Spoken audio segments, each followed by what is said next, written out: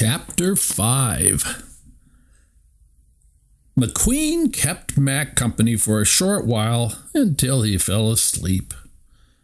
Mack traveled the endless miles alone. The lines dividing the lanes rolled like ribbons under his tires, and soon he felt his headlights drooping. Mack was desperately trying to shake himself awake when a group of flashy cars rolled up beside him. Boost, the leader, noticed that Mack was falling asleep and decided to have some fun. "We got ourselves a nodder," he told the other cars. DJ, a car with enormous speakers, put on some soothing music. "Pretty music," Mack said sleepily. He let out a huge yawn. Soon, he was snoring as he rolled along. "Yo, Wingo!" Boost called as he bumped Mack toward his friend. "Lane change, man!" "Right back at ya," Wingo said as he booted Mack back across the road. But Boost swerved out of the way, allowing Mack to bump into his hard shoulder. "Oops, I missed," Boost said, and the other cars sniggered. Inside McQueen's trailer, the jostling caused a trophy to slip off the shelf. It hit the lift control button, and the back door fell open. McQueen rolled to the lip of the ramp as Mack, still fast asleep, veered back onto the road. Suddenly, Snotrod felt a sneeze coming on. He's gonna blow!" Wingo cried. Phew!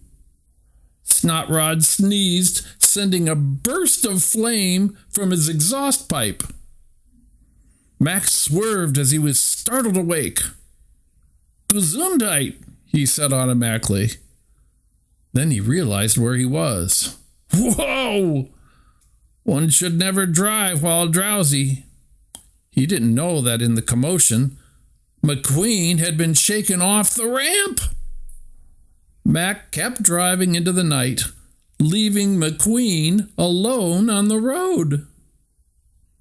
"Honk! Get out of the way!" cried a car as he sped around the sleeping McQueen, who had just rolled onto oncoming traffic. "You're going the wrong way! Ah!" Cars honked and shouted as they swerved to avoid McQueen. "Mack!"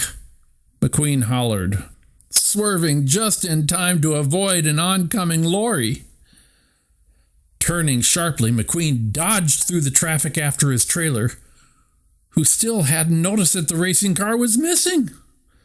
But McQueen couldn't see where he was going. Racing cars drove only on racetracks, and the racetracks were always lit up, so McQueen didn't have real headlights. "Mack!" he cried, momentarily losing sight of the trailer. "Mack! Wait for me!" But Mack was too far ahead. He couldn't hear McQueen. McQueen was gaining ground. He followed the trailer's rear lights as it headed into a slip road. Leaving the interstate for a country road, the trailer rumbled over some train tracks.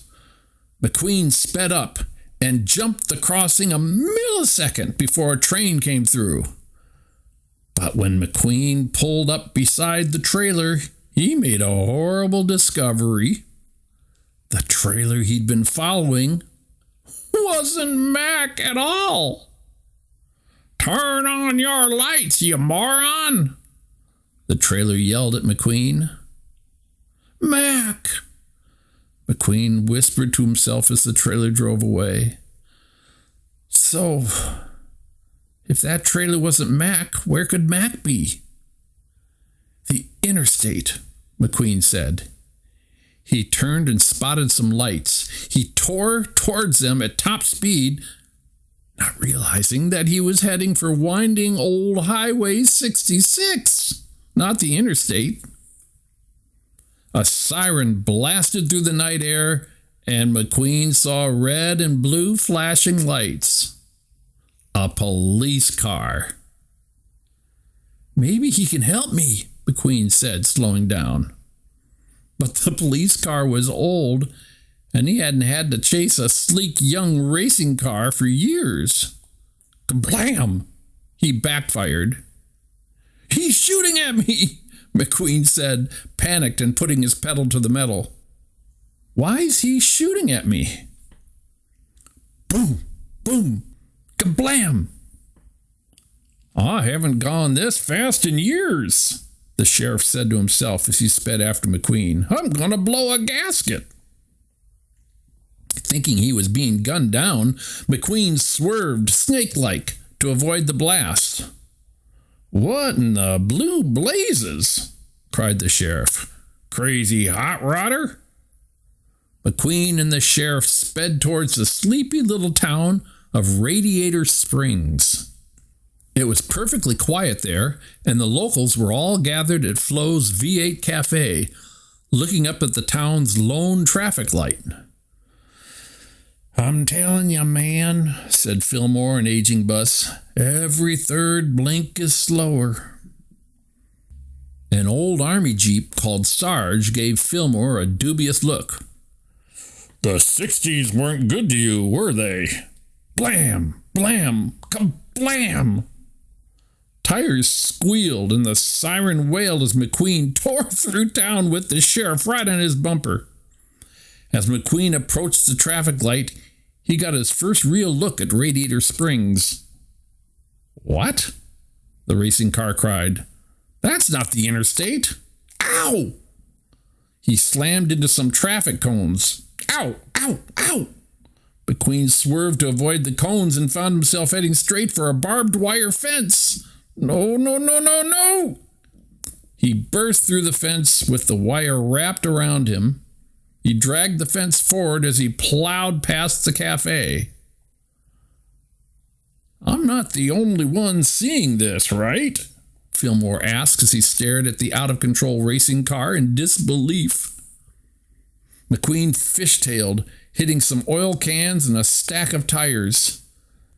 Then he ground the Garden of Red, the fire engine, into the dirt. He swerved to avoid the statue of the town's founder, Stanley, but the barbed wire caught it. For a moment, McQueen was pinned, spinning his wheels in place against the weight of the heavy statue, but then he revved the engine. The statue tipped over, landing in front of McQueen. "Ah!" McQueen screamed, driving away, dragging Stanley and the barbed wire fence behind him and ripping up the road. Veering to the side, the statue launched off a flatbed trailer like a water skier and landed in some telephone wires. McQueen tried to get free, but he was still tangled in the barbed wire with Stanley. Suddenly, Stanley flew backwards as if flung from a giant catapult. "Fly away, Stanley," Fillmore called as the statue sailed overhead. "Be free." The statue landed back on its pedestal, and McQueen got tangled even more in a set of low-hanging telephone wires.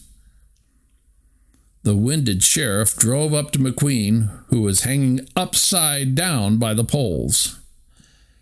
"Boy," the sheriff said, catching his breath, "you're in a heap of trouble."